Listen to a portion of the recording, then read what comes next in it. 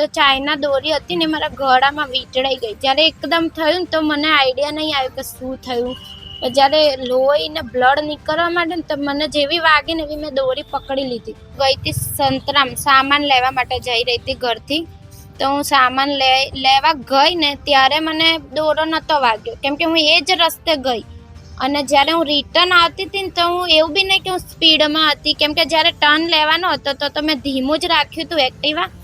અને જે હું આમ સીધી આવી તો ચાઇના દોરી હતી ને મારા ગળામાં વીંટળાઈ ગઈ. જ્યારે એકદમ થયું ને તો મને આઈડિયા નહીં આવ્યો કે શું થયું.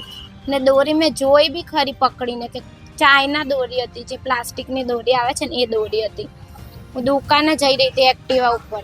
પછી મને વાગ્યું તો ત્યાં આજુબાજુ માણસો બહુ હતા, પણ એ બધા મને જોઈને બી ગયા હતા, કેમ કે મારે બહુ વાગ્યું હતું ને તો અંદરનું બધું દેખાઈ રહ્યું હતું.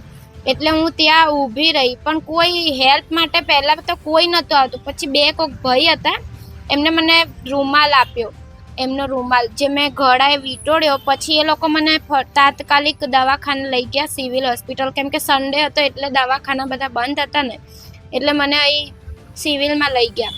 ત્યાં ડૉક્ટરે મારી સારવાર કરી.